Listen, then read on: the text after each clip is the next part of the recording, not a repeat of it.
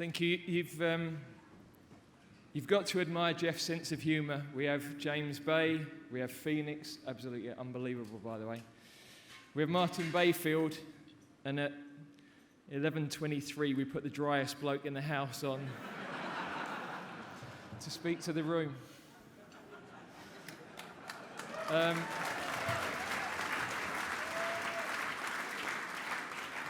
Some incredible football people in the room, and I can only echo what Stuart said about what Ellen and the Lionesses did this summer. Fantastic for everybody to watch.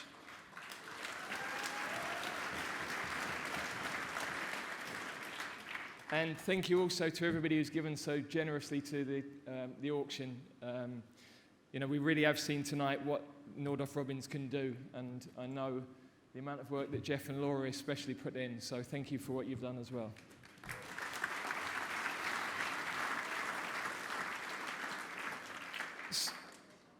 I also just want to thank particularly the people that are here from Crystal Palace. I had incredible memories. All of the ex-teammates and players that played for me at the clubs that are here. But without Crystal Palace, I don't have a career in football.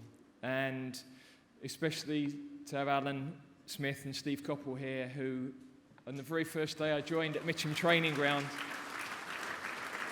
Steve actually lapped me in a 12-minute run. He was the manager. He lapped me in a 12-minute run on the first day at training.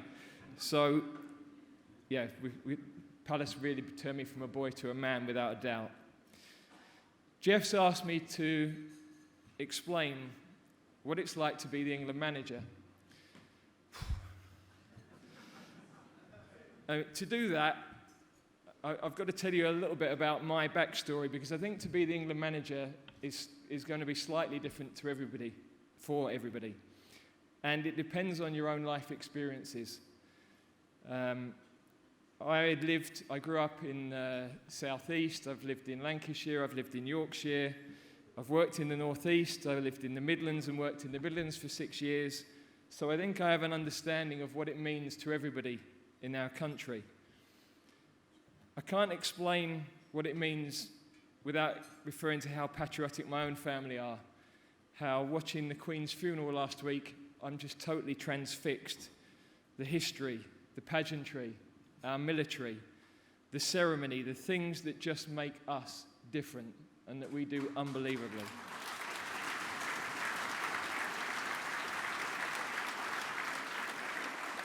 I can't explain what it means without talking about my own football memories. Running home from school to watch Brian Robson score after 27 seconds against France in 1982. Staying up late to watch a Lineker hat-trick against Poland in 1986. And seeing that ball drop over David Platt's shoulder to volley in against Belgium in 1990. I can't explain it without describing being picked in the England squad for the first time. My training kit's in my room at Burnham Beeches, and I'm standing in front of the mirror and I'm just pulling it on. I'm 25 years old, and I'm just looking at the three lions on the kit. The emotions walking up the old tunnel at Wembley, where you came out of into the light, and the Colosseum, as it felt like when you walked out of that tunnel, that eruption of noise across the sand onto that hallowed turf. And then standing as one of 11, representing 55 million, belting out the national anthem next to the likes of Sheringham, Seaman, Pearce, Adams, special men who taught me what it was to play for England. As a player, I was involved on historic nights: Holland 4-1 at Wembley, Argentina in St Etienne, Munich 5-1, on the bench for that one, actually. On the bench for quite a few after that, to be fair. And of course, Germany, Wembley, 96. I watched Ron Greenwood and admired Bobby Robson and how he carried himself and respected the game. Both aided brilliantly by Don Howe, who was a fantastic coach that we worked with in 96. I saw how Graham Taylor, a good football man, was torn apart, and I lived through everything with Terry, Glenn, Kevin, and Sven. you come to know how this job can be. And all of those thoughts and all of that history is with me every time I arrive at a stadium ahead of a match to represent our country. When I took the job, I know people would have feared the worst. Really? What's he done? Got Middlesbrough relegated, done a bit with the under-21s. Some shrugged their shoulders. Well, he knows the young players. We've tried everything else. We might as well give this bloody thing a go. So, if you want a frank opinion on things, I always find Neil Warnock never disappoints. I saw him at a dinner after Russia in 2018 and he said, "Son, you did great. I'll be honest, I thought it were going to be a disaster." I don't think he was alone, by the way. I was determined that Russia wouldn't be a one-off, a fluke, an easy draw. And the Euros at home brought more expectation. We're an unbelievable, incredible football nation. We can fill Wembley for Andorra, and yet one final in 55 years. The loyalty and support is incredible. I was told people no longer cared about international football, and yet our biggest nights we get 25 million plus watching.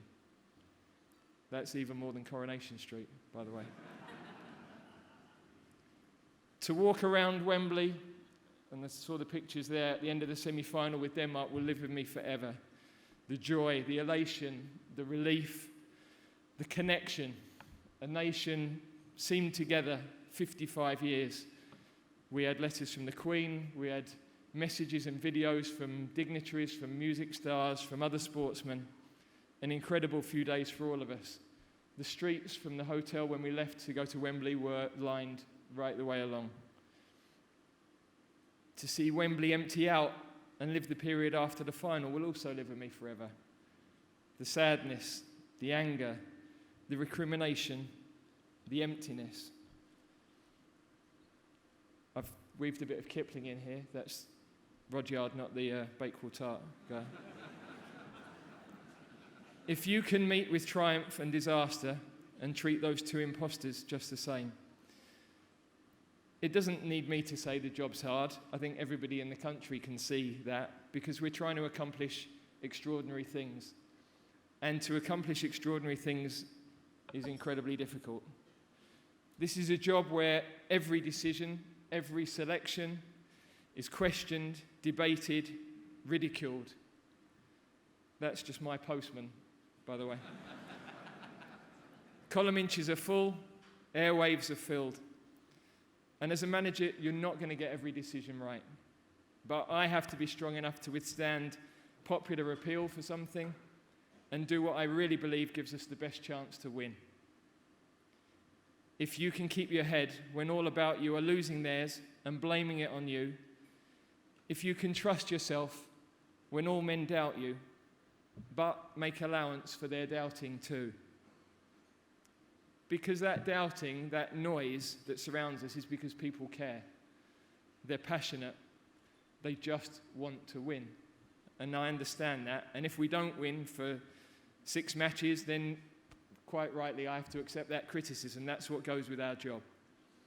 And if nobody cared or commented, then it wouldn't be the great and incredible challenge that it is.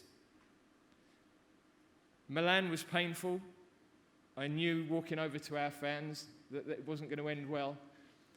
But I wasn't going to take a backward step. I've enjoyed the warmth and the adulation, and so you've got to ride with the discomfort as well. Against Germany last week, I think we showed what we're capable of, good and bad. And importantly, it showed there's character there. And as a team, I think we'll be better for that challenging period we've just been through. You wouldn't choose to do it. You wouldn't choose to go into a World Cup with the run of results we've had. But I actually think we're stronger for that, and the players have had to take some ownership. And those moments like coming back from 2-0 down and hearing the roof lift off Wembley are hard to describe. So in 7 weeks' time, I get to lead my country to another World Cup, my 4th, which is an amazing honour. We have players I'm proud to lead who give us everything, and I couldn't wish for better support from my family and from the incredible team of people who work with me, many of whom are here tonight. We want to bring people together create memories and history. And I've said before the last 2 tournaments, if we can make people proud, we'll have had an amazing time. And I know that the bar of what might be deemed success is raised and getting higher for us. But as a team, we have to focus on performance, and the rest will fall into place. So, what's it like to be England manager? If the story seems a mix of emotions, successes and failures, that's because it has been. And I think most people's are. For every amazing night when you walk on air, there's the gut-wrenching feel the morning after a loss. Those moments when you have to pick yourself up off the canvas and go again. If you can force your heart and nerve and sinew to serve your turn long after they're gone, and so hold on when there is nothing in you except the will which says to them, hold on. I have to say, I was reluctant for a tribute night, but I'm grateful for the acknowledgement and for the opportunity to explain to you exactly what it means to manage my country. It truly is the greatest privilege. Thank you.